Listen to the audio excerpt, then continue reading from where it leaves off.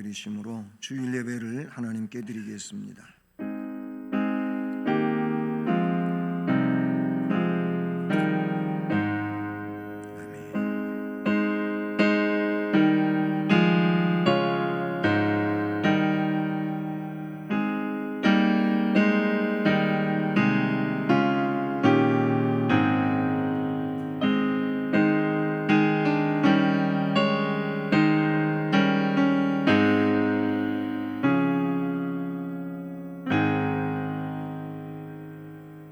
온 땅이여 여호와께 즐거이 소리칠지어다.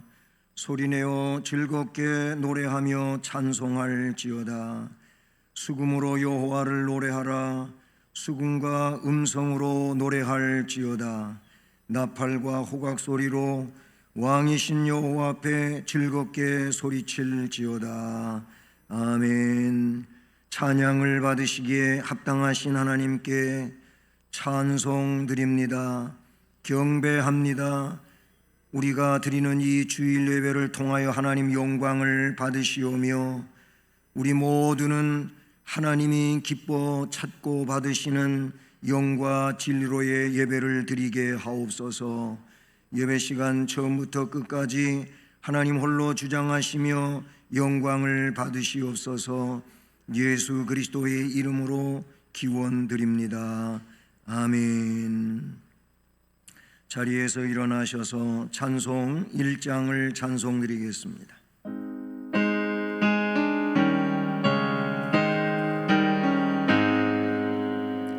만복의 근원 하나님 온 백성 찬송 드리고 저 천사여 찬송하세.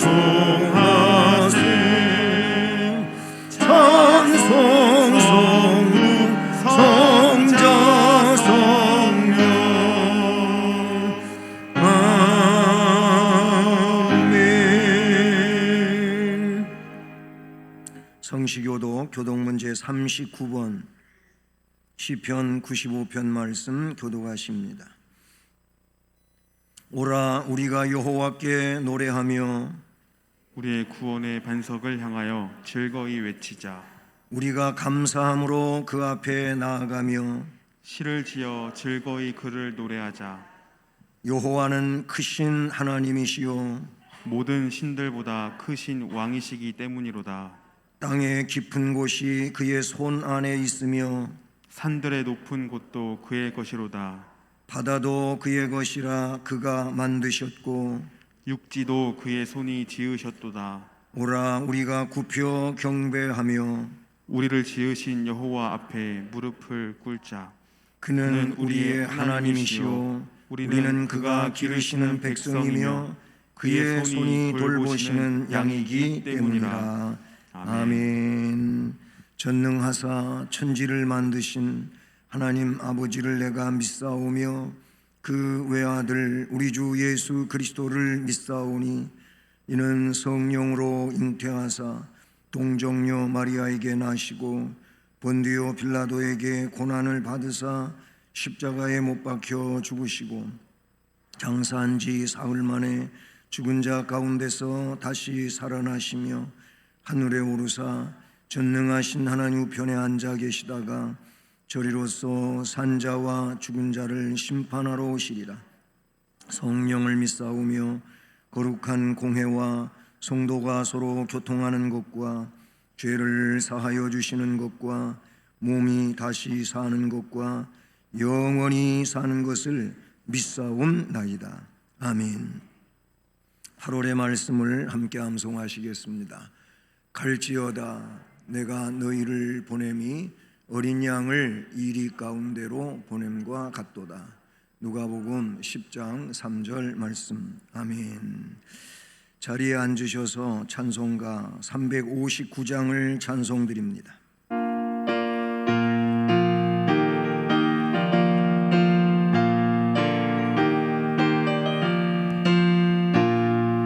전성을 향해 가는 성도들 앞길에 장애를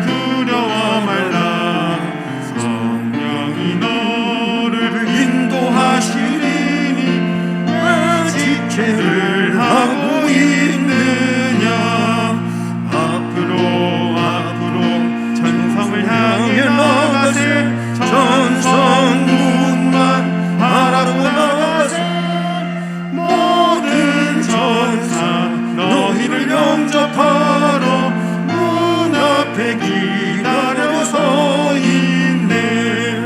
너 가는 길을 누가 비웃거든 확실한 증거를 보여주어라. 성령이 친히 감화하여 주사 그들도 참 길을 찾으리. 앞으로 천성을 향해 나가세. 천성문만 바라보 나가세.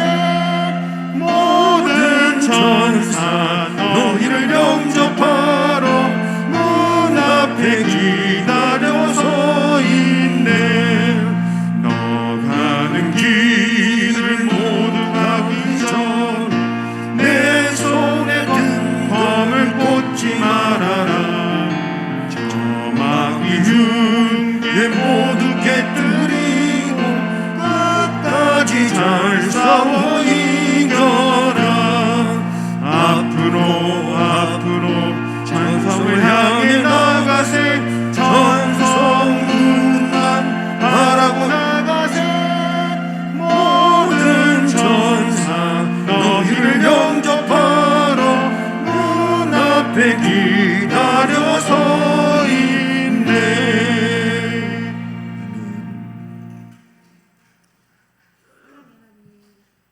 사랑의 하나님, 우리에게 귀하고 복된 주님의 날을 허락하시고 오늘도 거룩한 성전에 사랑하는 성도들이 함께 모여 주님을 찬양하며 예배드릴 수 있게 하심 감사드립니다.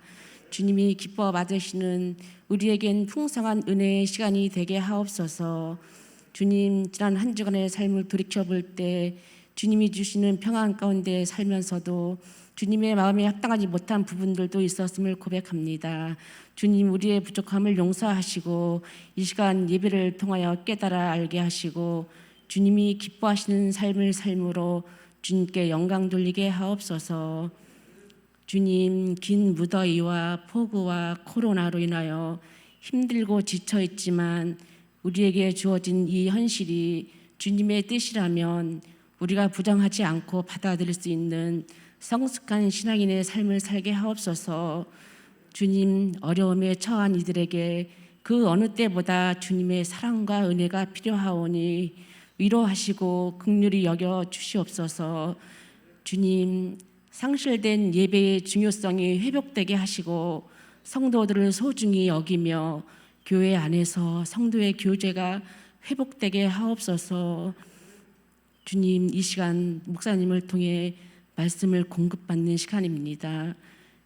우리 목사님 늘 강건함으로 성령 충만함으로 붙들어 주옵시고 우리가 말씀을 더욱더 사모하게 하시고 주님께서 말씀 중에 받은 은혜를 우리도 경험하게 하시고 받은 은혜를 서로 나누며 섬기며 서로 유익이 되는 삶을 살게 하옵소서. 주님, 이 시간에도 주님께 예배드리며 헌신하는 지체들을 축복하여 주시고 더욱더 귀하고 아름답게 예수님 이름 위에 쓰임받게 하옵소서. 오늘 남은 시간도 온전히 주님께 맡깁니다. 우리와 함께 하옵소서. 예수님 이름으로 기도합니다. 아멘.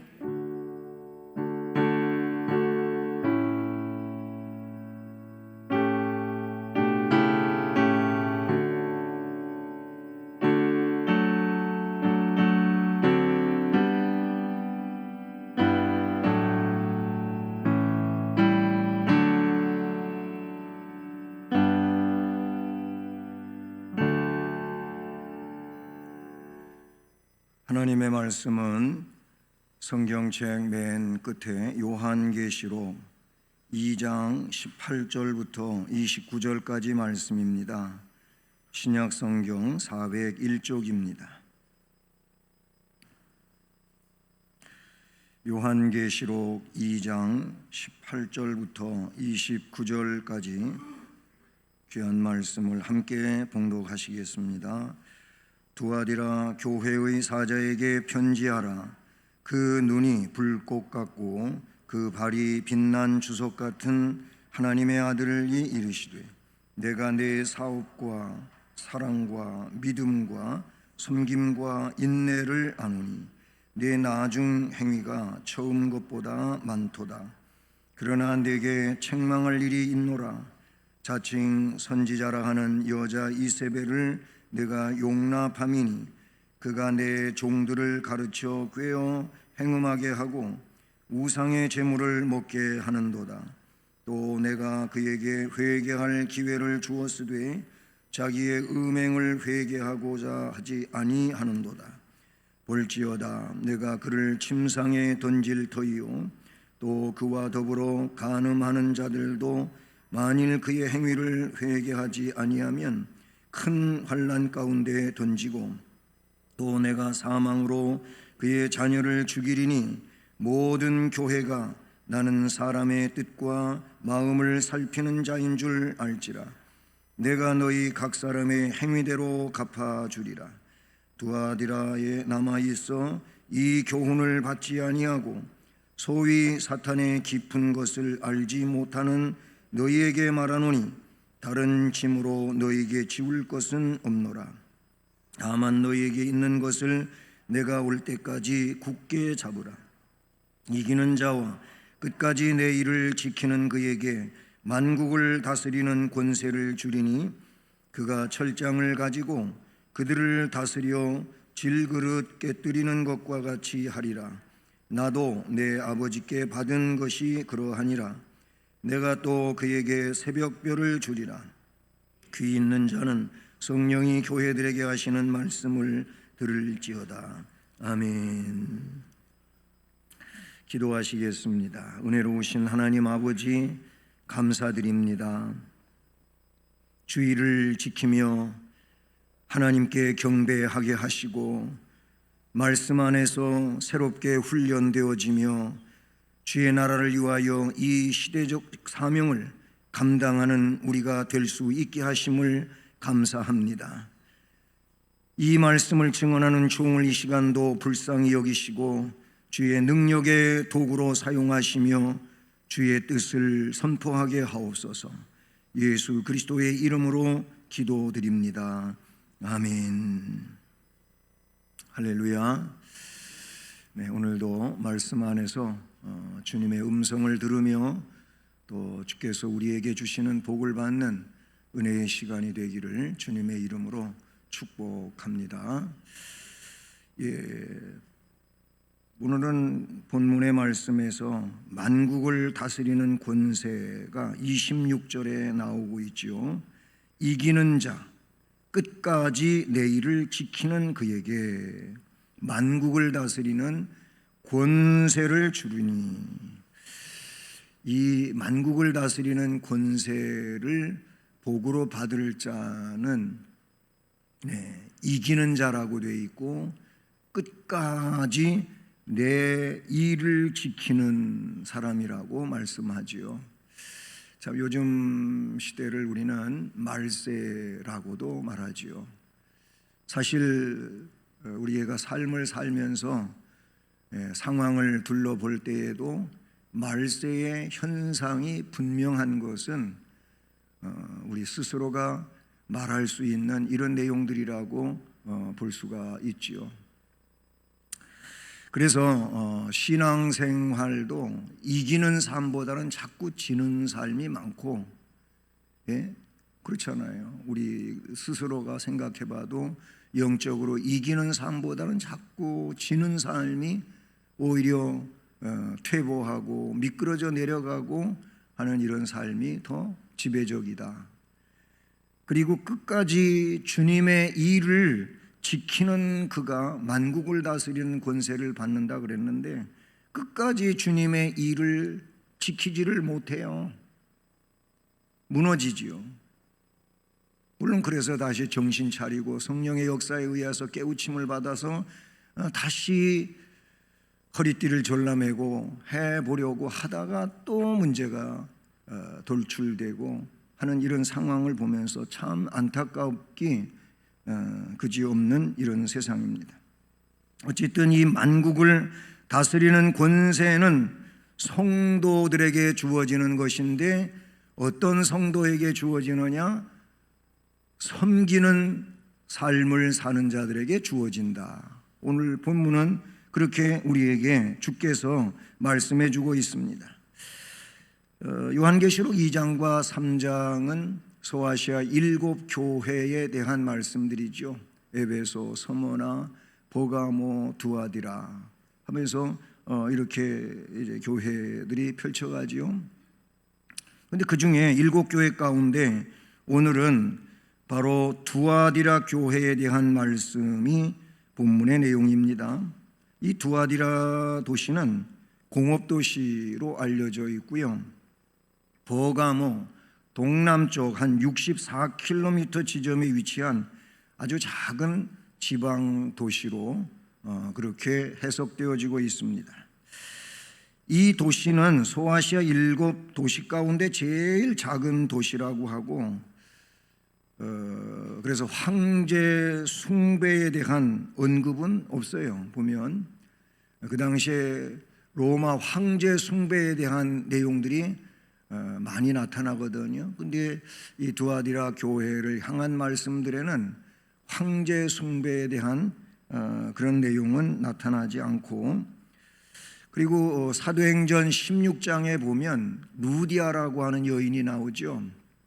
바로 이 루디아라고 하는 여인, 빌립보에 살고 있었는데 그 자주색 옷감 장사로 상업적 일을 하고 있었던 이 루디아, 바로 이 사람이 현재는 빌립보에 살고 있었지만 이 두아디라가 그의 고향이었다고 사도행전 16장 14절에 기록되지요. 두아디라의 주민은 주로 이방인들이었습니다. 교회를 이루고 있는 그 모든 멤버들이 거의 이방인이었다.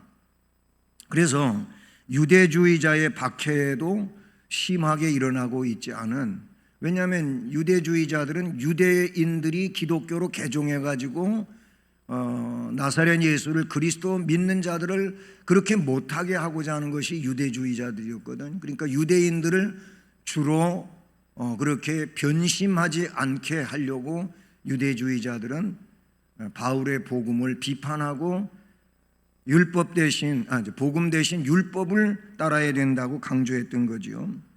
그런데 황제 숭배라든지 아니면 유대주의자들의 회방이라든지 이런 것은 별반 없었지만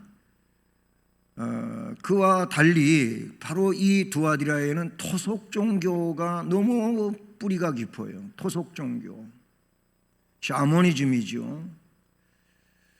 우리 한국 기독교 안에도 사실은 샤머니즘이 많이 물들어 있습니다. 순수한 복음적 내용을 자꾸 혼합시키는 거예요, 샤머니즘하고. 그래서 기복사상이 그 대표적인 얘기다, 이렇게 볼 수가 있는 것이죠.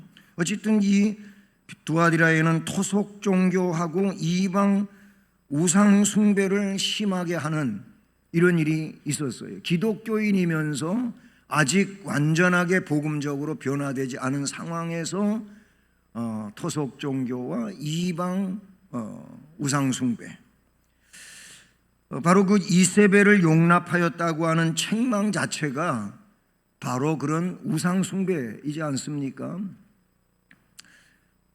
저는 오늘 그래서 진실한 성도로 이 시대를 살아가기 위해서 우리들이 믿음 안에서 해야 할 일이 뭔가를 깨달으면서 힘들고 어렵지만 이 시대 가운데서 그런 삶을 살아가는 능력 있는 믿음의 심령들로 세워지기를 바라는 것입니다.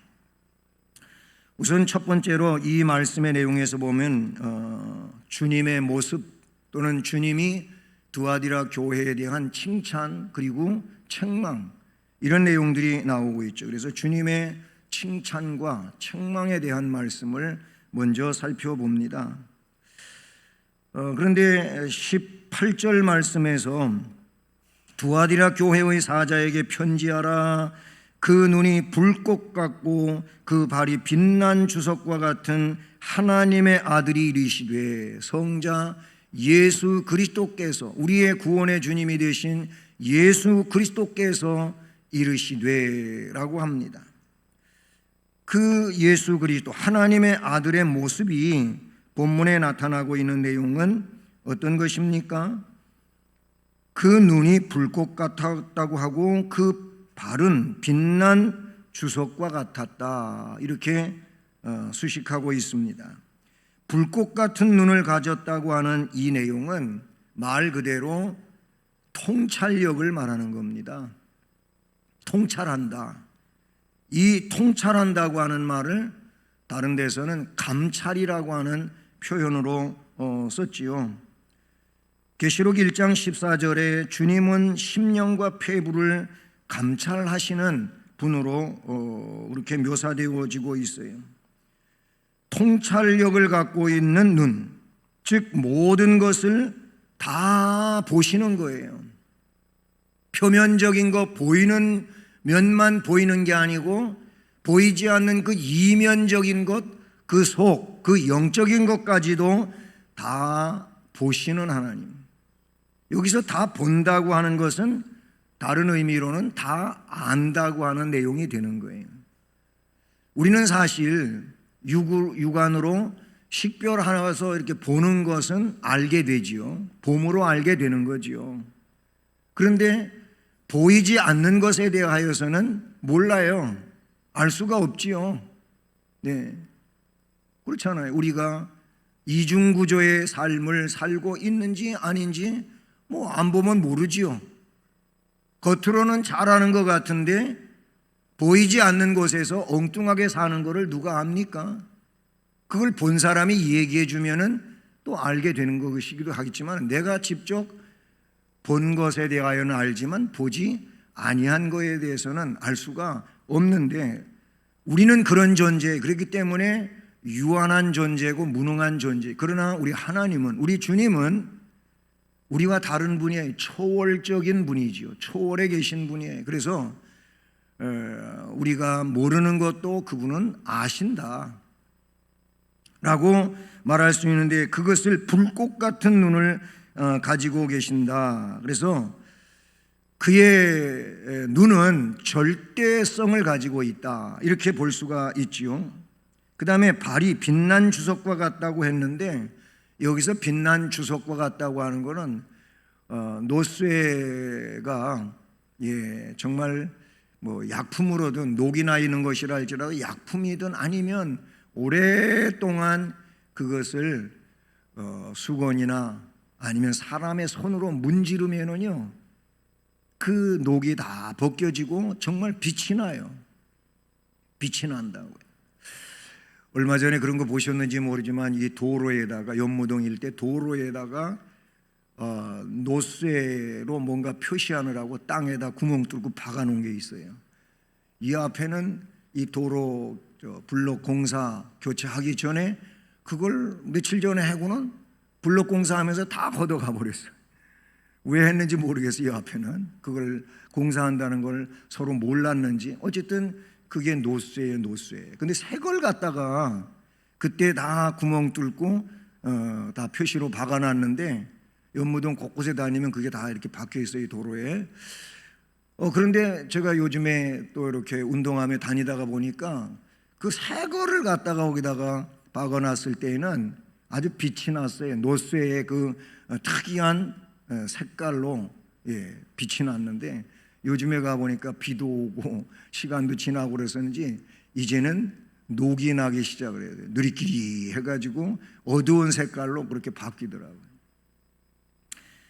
발이 빛난 주석, 주석은 노쇠를 말하는데 이 주석과 같다고 하는 것은 뭘 말하냐면 다른 게 아니고 그의 심판권을 말하는 거예요. 심판하시는 주님에 대하여 말씀하고 있는 거지요. 절대적 심판이지요. 그 심판을 피해갈 수 있는 자는 아무도 없어요. 다 그 심판에 설 수밖에 없는 이런 상황을 말씀하고 있는데 그렇다면 여기 불꽃 같은 눈을 가졌다든지 주석같이 빛나는 발을 가지고 계신다든지 이 내용은 그분은 절대자이시다라는 것이지요. 그런 분이 이 두아디라 교회에 대하여 칭찬을 하시는데 19절 말씀을 보면 내가 내 사업, 사랑, 믿음, 섬김, 인내를 아노니. 여기서 이 두아디라 교회에 대해서 사역, 사랑, 믿음, 인내를 안다고 하는 것은 이들이 그런 역사 안에 있었다는 거예요. 왜냐하면 그걸 칭찬하고 계시는 내용이 이들이 잘 그래도 했었다는 거지요. 여러분, 우리가 이 말씀을 생각하면서 나 자신을 생각해 봐야 돼요. 주님이 과연 내 사역과 내가 사랑하는 것과 아니면 믿고 있는 것과 그리고 주님의 나라에 대하여 인내하고 있는 것을 주님이 칭찬하고 있을까?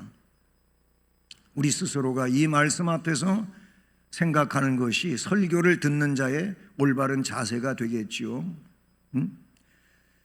이 두아디라 교회가 알고 계시는, 아시는 그 주님이 말씀하시는데 너는 충성스러운 사역을 했다, 진실하고 뜨거운 사랑을 했다, 담대한 믿음으로 살아왔다, 소망의 인내를 가지고 있구나. 네가 그렇게 살아온 것을 내가 안다. 주님이 인정해 주셨다고 하는 사실이죠. 여러분이 직분적인 내용이든 성도로서든 우리 주님으로부터 명받은 사역들이 있습니다. 사역들. 이 사역들을 정말 충성스럽게 주님이 인정해 주실까? 아니면 내가 지금 주님의 사랑을 받은 자로서 그 정말 어떻게 몰라도 감당하기 어려운 사랑을, 그 무한한 사랑을 받은 자로서 뜨겁게 열정적으로 주님을 사랑하고 교회를 사랑하고 성도를 사랑하고 사랑하며 살아왔는지 주님이 그렇게 인정해 주실까? 담대한 믿음으로 그 믿음 속에서 지켜야 할 것들을 지키고 이루어야 할 것들을 이루며 살아왔는지. 나아가서는 우리는 인내가 있어야 돼요. 소망의 인내가 있어야 돼요. 주님의 나라를 바라보는 이 일에 대하여 인내가 있어야 돼요. 이 두아디라 교회를 향하여 주님은 내가 내 사업, 사랑, 믿음, 섬김, 섬김 그리고 인내를 안다. 섬김. 주님이 자신을 희생시켜 우리를 섬김으로 우리가 구원의 놀라운 은혜 가운데 이른 것처럼 우리의 섬김으로 주의 아름다운 역사가 일어나고 있는지라는 거예요. 이 한 가지가 여러 가지가 묶여 있습니다마는 충성스럽게 주님을 섬긴 것에 대하여 칭찬하고 계신다. 또 한 가지는 처음보다 나중이 더 헌신적인 것에 대하여 칭찬을 하고 있어요. 말씀에 나타나기를 내가 처음 것보다 많도다 그랬어요. 내 나중 행위가 처음 것보다 많다라고 하는 이 말씀이 뭡니까?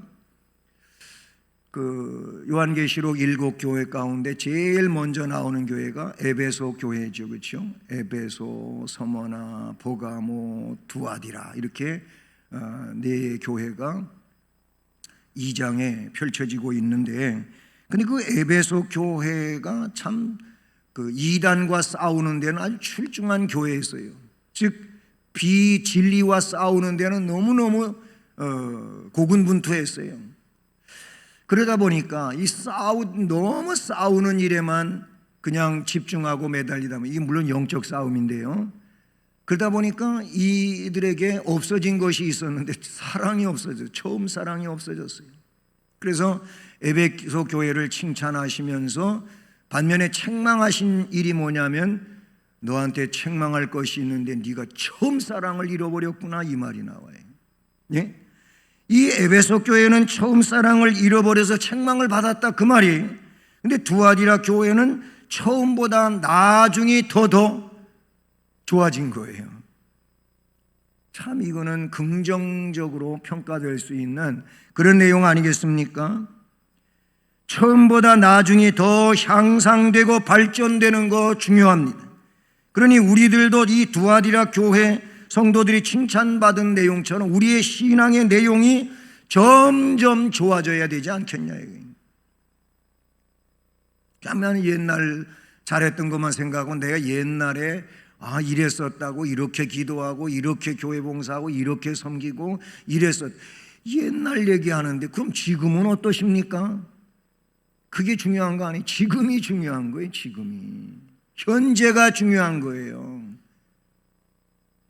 옛날 이야기를 하면서 옛날만 소환하고 살지 말고 지금 내가 어떻게 주님을 위하여 살고 있는 것이 중요한데, 옛날보다 더 좋아진 상황이라면 뭐 바랄 것 없지요. 옛날에 그렇게 훌륭하게 기도했고, 옛날에 그렇게 훌륭하게 섬기고, 옛날에 그렇게 훌륭하게 헌신 봉사했는데 지금 그렇게 못하고 있다면 우리 회개하고 다시 되찾아야 되는 거지요. 코로나 핑계 진짜 성도들도 많이 돼요. 네. 뭐 이렇게 예배당에 나오셔서 예배 잘 드리시는 분들 그렇지 않겠지만은 지금도 코로나 핑계 대면서 멀리 있는 사람들이 있어요. 아니, 지금도 교회 오늘 출석하셨지만 때로는 그냥 인터넷 예배 드리겠습니다, 이런 분들도 계시단 말이에요. 인터넷 예배는 예배가 아닙니까? 또 그렇게 물을 수도 있겠지만, 그래도 그렇지 인터넷 예배 안 드려도 되는 상황이면 그냥 현장 예배를 드리는 게 맞지요. 맞지요. 인터넷 예배 뭐 어디 가서든 어떻게든 드리면서 그렇게 사는 것보다 정말 주님을 사랑하고 주님 앞에 바른 예배자로 서야 되죠. 처음보다 나중이 점점 나아져 가기를 바라는 것입니다. 주님이 책망하셨어요. 칭찬은 이미 그런 내용들이고요. 주님의 책망이 뭡니까? 20절에 그러나 내게 책망할 일이 있노라. 자칭 선지자라 하는 여자 이세벨을 내가 용납함이니 그가 내 종들을 가르쳐 꾀어 행음하게 하고 우상의 제물을 먹게 하는도다. 아멘. 이렇게 책망하고 있어요. 잘못을 지적하고 있어요. 두아디라 교회는 이세벨을 용납해서 책망을 받았는데, 이 이세벨은 구약시대 저 북왕국 이스라엘 나라 아합 왕의 왕비가 이세벨이잖아요. 이 이세벨은 시돈 사람이거든. 시돈 왕의 딸인데, 근데 그 시돈 왕의 딸로서 정략적 결혼을 하면서 왕 거예요. 와가지고는 그가 그냥 단순히 자기만 온 게 아니고 바로 시돈 지방의 대표적 우상을 끌고 들어온 거예요. 와가지고는 그 우상을 퍼뜨리게 됩니다. 아합이 결국 왕후 이세벨이 미혹하는 대로 넘어간 거죠. 그래서 그 아합 시대에는 완전히 북왕국이 바알신, 아세라, 아스다롯 뭐 이런 이방신들로 가득 찬 그런 세상이 되고 말았어요. 그런데 여러분, 이세벨은요 거짓의 대명사라고 말하면 돼요. 넓게 볼 때 그렇습니다. 두아디라 교회는 이런 자칭 여선지자라고 하는 이세벨을 용납을 했습니다. 이거는 하나님께서 극히 미워하시는 것이었지요. 그래서 아합도 이세벨도 굉장히 잔인하게 죽게 되고 무덤에도 제대로 묻히지도 못하는 그런 벌받은 사람들이 됩니다. 하나님께서 미워하시는 것을 용납하는 일은 하나님의 진노의 심판을 당하는 이런 사람이 될 수밖에 없지요.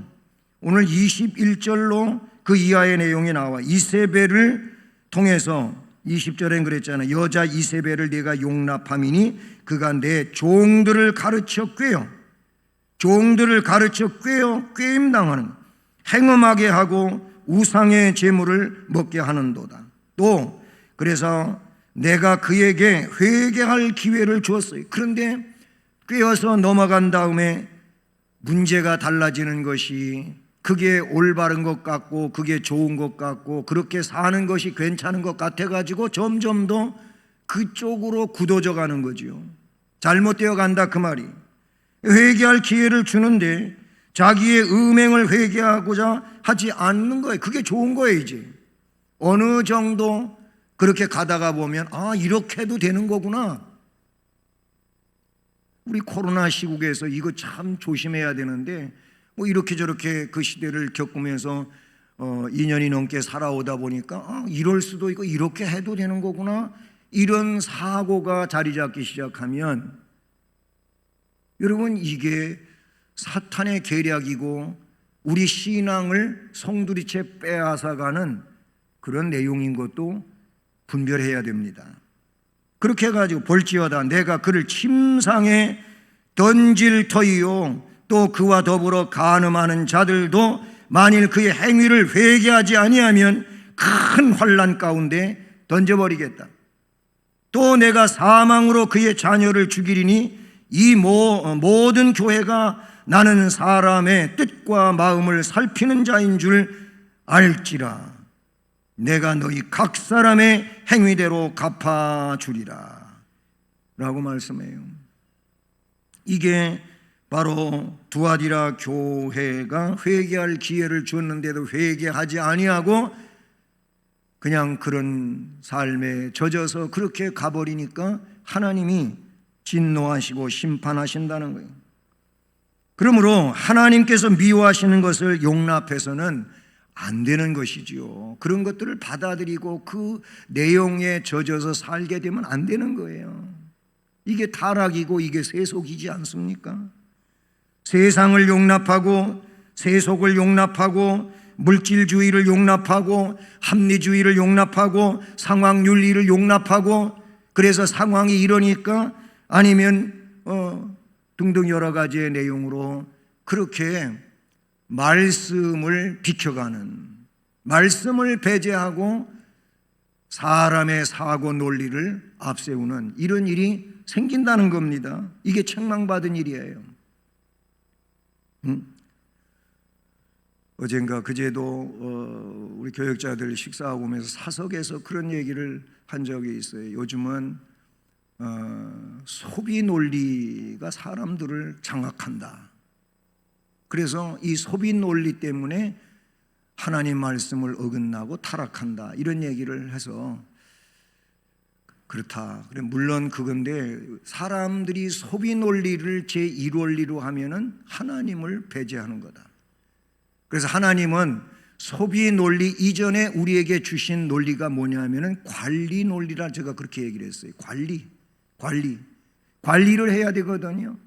자연을 소비하는 것도 관리 차원에서 소비하는 거예요. 맨날 텔레비만 본다고 그러지 마시고 제가 그 기행 프로를 그전에 잘 못 보고 그랬던 건데 이 코로나 이후에 뉴스도 멀리 하게 되고 이 세계 기행 프로를 많이 봤는데 얼마 전에 지난 주간에 스페인을 월요일부터 목요일까지 해줬어요. 근데 거기서 처음 보는 장면을 봤어요.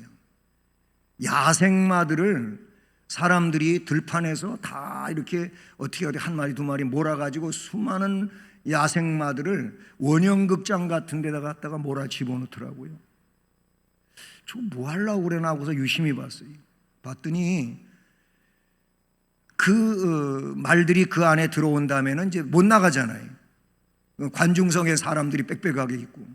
근데 이 말들을 막 그냥 한두 사람이 그 말 야생마에 아무것도 없잖아요. 그냥 거기 올라타는데 굉장히 위험스러운 일들인데 말들도 막 움직일 수도 없어요. 빽빽하게 있어가지고. 그런데 그렇게 해가지고 뭘 하는고자 했더니 가위를 가지고 털을 막 잘라주고 뭔가 피부병이 생기고 아니면 어디가 약한 병을 앓고 있는 것 같으면 주사를 놔주더라고요. 그렇게 해서 말을 치료하고 털을 깎아서 아주 단정하게 만들어가지고 말들의 건강을 위해서 그렇게 갖고 다 또 나가게 만드는 거예요. 치료해 준 다음에 나가게. 거기 대표자가 그런 얘기를 해요. 사람들은 이 말들을 동물 학대라고 그렇게 생각하는 사람이 있는데 우린 절대 그렇게 생각 안 한다. 이 말들을 누가 건강하게 살게 치료를 해줄 거냐. 1년에 한 번 이런 날이 있다는 거예요. 그래서 다 말들을 모아다가 그렇게 치료해주고 털 깎아가지고 내보내는, 세계에 그런 일이 왔나? 저 처음 봤어요. 여러분도 처음 보셨을 거예요. 보신 분들은 얘기 들어도 처음 들어요. 야생에 살고 있는 것들을 그렇게 하는데 관리를 하더라. 그런 얘기에 관리를. 여러분, 우리가 자연을 관리를 해야 돼. 이 관리가 뭐냐면 하나님이 원하시는 제1원리라고 보시면 돼요. 모든 게 그래요. 계명을 왜 주신 겁니까? 관리 차원에서 주신 거예요. 이세벨을 받아들였다고 하는 것은 타락하게 된 거예요. 여기 이세벨은 뒤에도 나오지만 여자를 대표하는 거예요. 세상을 말하는 거예요. 세상을 받아들이면 하나님과 멀어질 수밖에 없는 거죠. 그래서 주님의 권고가 뭡니까? 권고하시는 주님의 말씀이 25절에 나온다고 볼 수가 있는데 뭐라고? 너희에게 있는 것을 내가 올 때까지 굳게 잡으라 라고 말씀하시지 않습니까? 너희에게 있는 것 내가 올 때까지 굳게 잡으라는 겁니다. 너희에게 있는 것 있어야 되는데 있습니까? 그게 뭡니까?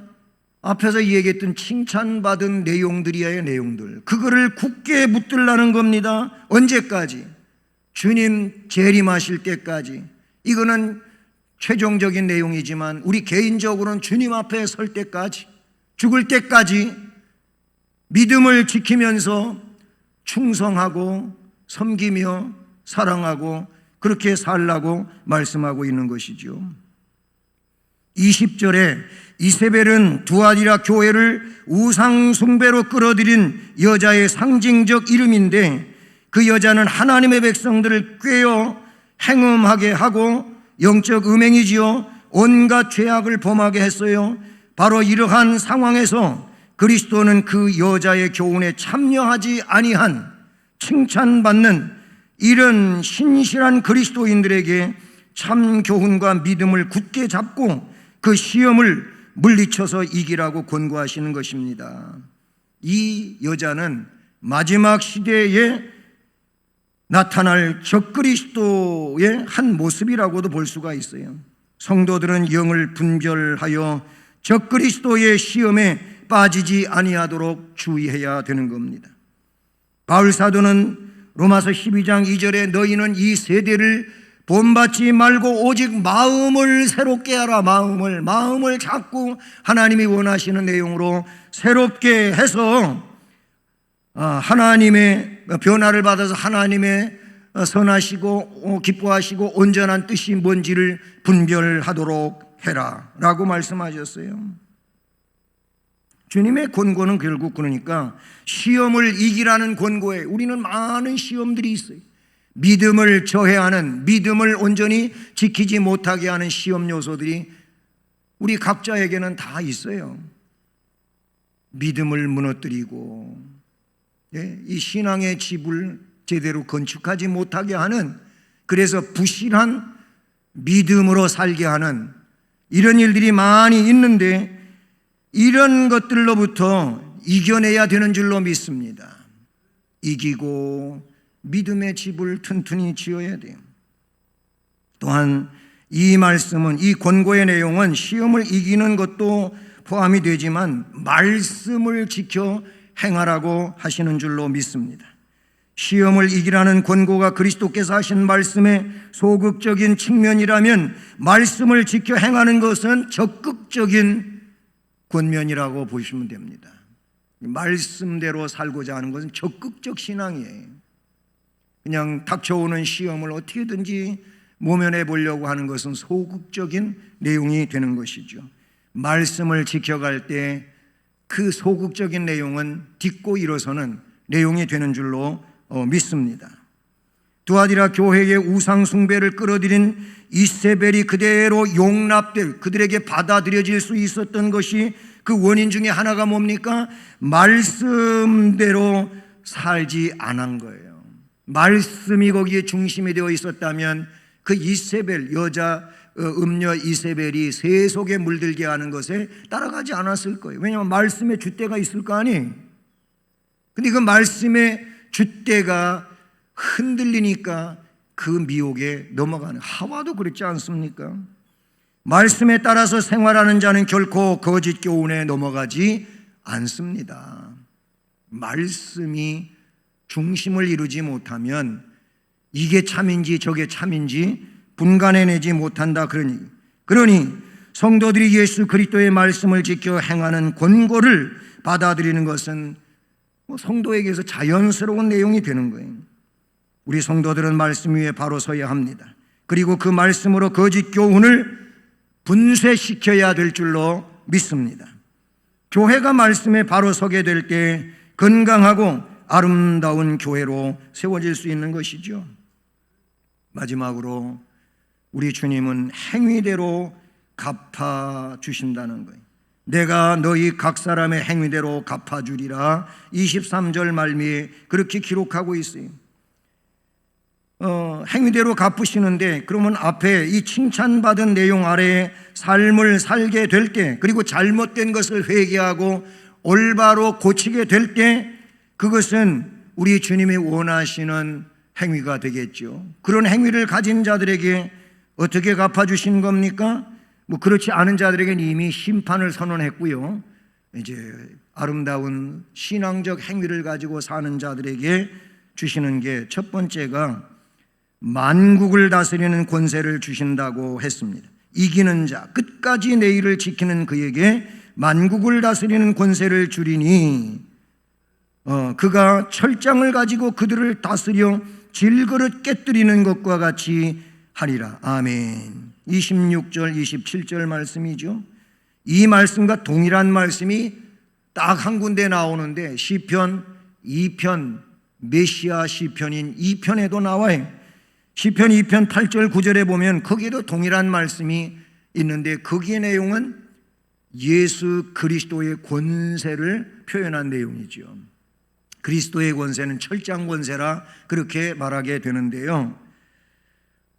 그런데 오늘 27절에서도 나도 내 아버지께 받은 것이 그러할, 그 시편 2편에 있는 말씀 그대로죠. 성자 예수께서 성부 아버지 하나님께로부터 받은 권세가 그런 권세다, 이렇게 말씀하셨어요. 따라서 그리스도께서 이와 같은 약속을 주신 것은 신앙의 승리자에게 최후의 심판 때 권세를 갖게 될 것을 말하고 있는 것이지요. 성도는 세상에 있는 동안 환난을 당하고 시험을 받지요.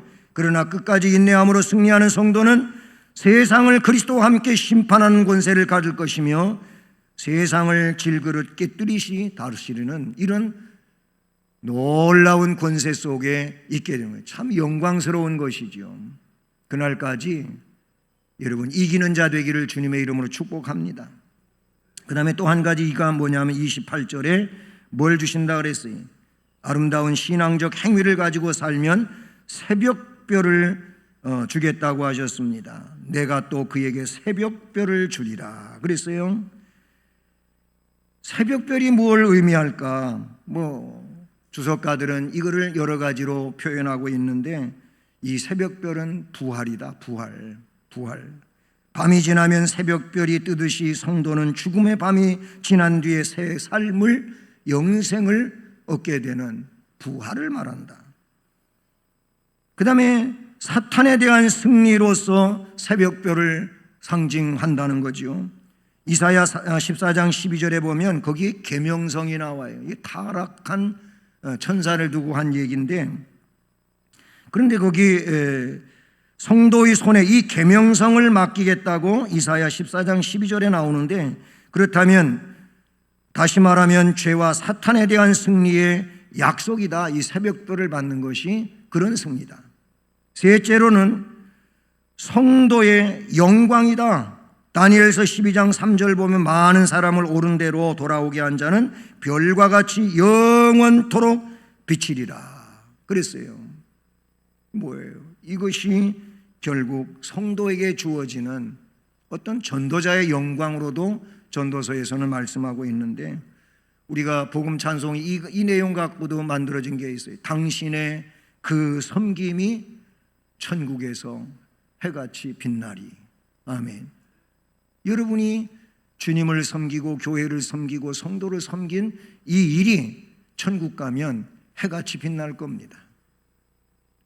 그러니 새벽별은 많은 사람을 의롭게 한 자에게 돌아가는 영광이라고 볼 수가 있어요. 마지막 한 가지 더, 네 번째로 이 새벽별은 예수 그리스도 자신을 가리킨다고 볼 수 있다는 거예요. 계시록 22장 16절에 예수님을 광명한 새벽별이라고 했거든요. 그러니 따라서 새벽별을 주시겠다고 하는 것은 예수님이 그 자신을 그 성도들이 소유하도록 하시겠다는 거예요. 새벽별이신 예수 그리스도를 그들이 마음에 모시고 살게 될 것이다 라는 것이, 그러므로 성도로 하여금 그의 왕국에서 그와 함께 영원한 영광을 누리게 하겠다는 말씀인 것이죠. 이 네 가지의 내용 어느 것 하나를 취사 선택해도 되겠지만 네 가지 다 생각해봐도 좋은 일이라고 볼 수가 있습니다. 여러분, 사랑의 주님께서 섬김 세움의 달 8월에 세 번째 주일인데 오늘 말씀 역시 섬김에 대한 것입니다. 주님의 권고하심을 따라 말씀을 지켜 행함으로 시험을 이기고 주님을 섬긴 성도들에게 만국을 다스리는 권세와 새벽별을 주리라고 하신 것처럼 여러분이 이런 주인공들이 다 되기를 바라는 것입니다.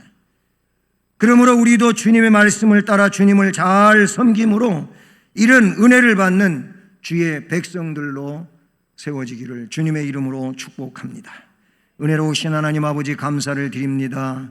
오늘도 주일 예배를 드리면서 두아디라 교회에 대한 말씀에 근거해서 이 시대에 우리가 뭘 어떻게 하면서 믿음 안에 살아야 되는지를 가르쳐 주시니 감사를 드립니다. 그리고 이런 세속화되어 가는 시대 가운데서 우리가 뭘 하지 말아야 되는지 알려주시니 감사를 드립니다. 그러므로 이런 말씀에 깨달음이 있고 은혜 받고 결심하여 귀한 삶을 살아가는 복 있는 주의 백성들 되게 하옵소서. 예수 그리스도의 이름으로 기도드립니다. 아멘. 네, 찬송 351장 찬송 드립니다.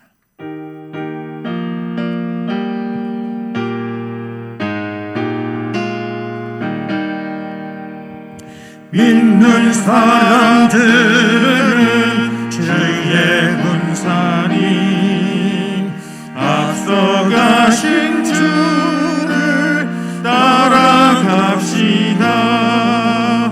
우리 대장 예수 길을 들고서 접전하는 곳에 가신 것 보라.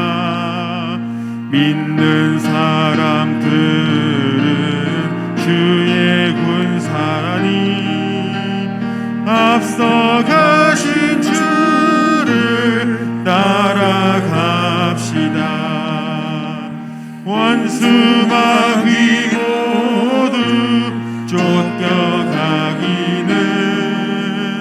예수 이름 듣고 겁이 남이라.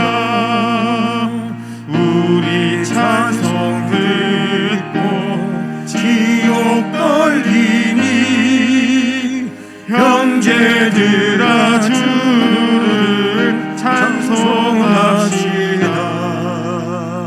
믿는 사람들은 주의 군사니 앞서가신 주를 따라갑시다. 세상 나라들은 멸망당하나 예수 교회 영영 왕성하리라. 마귀 권세 감히 해치 못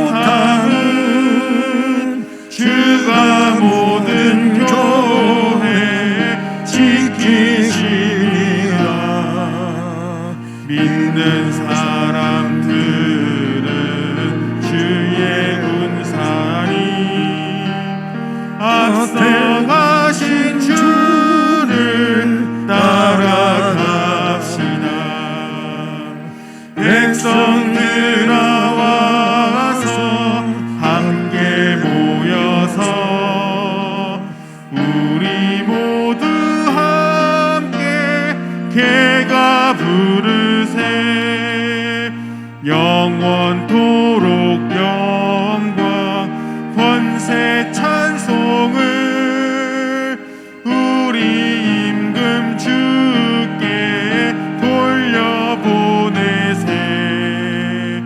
믿는 사람들은 주의 군사니 앞서가신 주를 따라갑시다.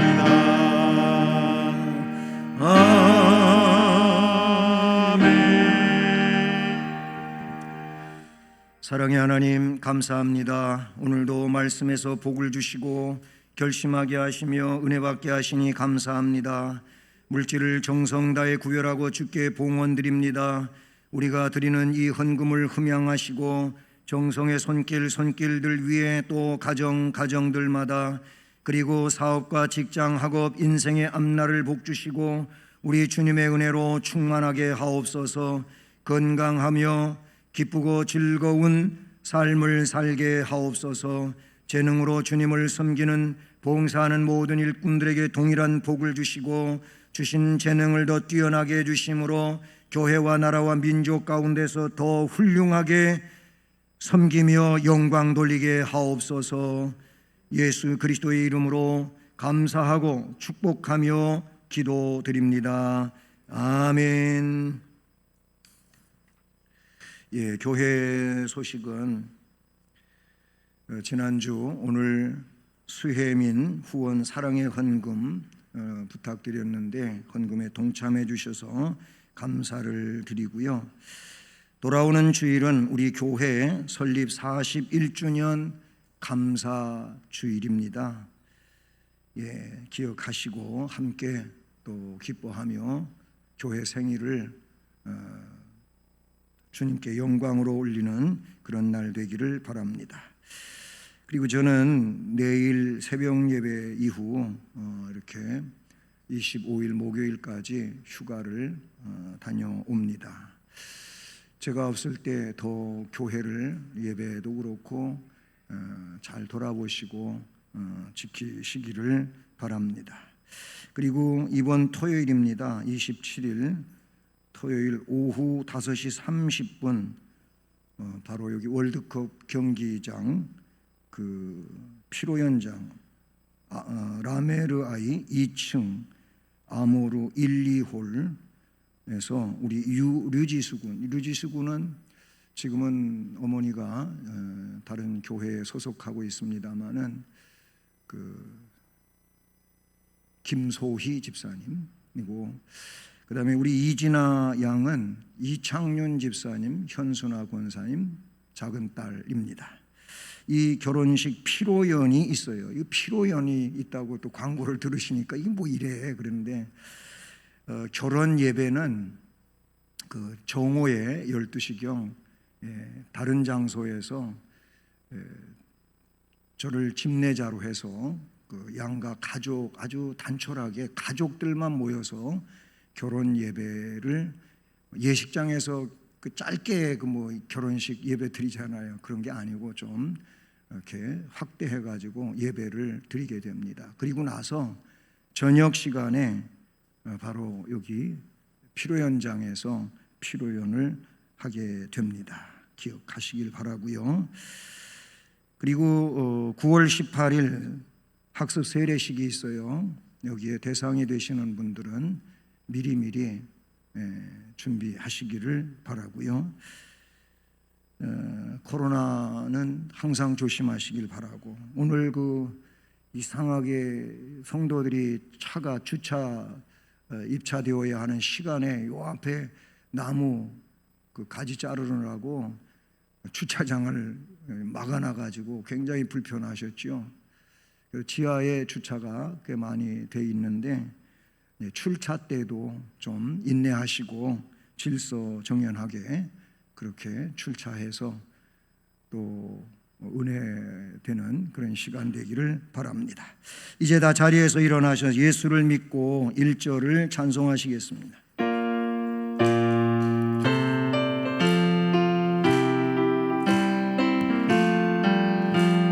예수를 믿고 예수를 배워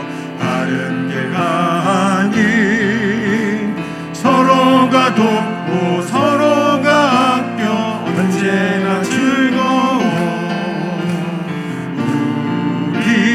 우리 교회 즐거운 교회 우리 교회 복받은 교회. 이제 주 예수 그리스도의 은혜와 하나님 아버지 극진하신 사랑과 성령의 교통, 위로, 인도, 보호, 깨닫게 하시고 충만하게 하시는 역사가 오늘도 주신 말씀의 삶을 위하여 결단하고 나아가는 성도들 머리 위에, 또 가정, 일터, 앞날과 우리 교회와 이 나라 이 민족 위에 이제로 영원까지 함께 계실지어다. 아멘.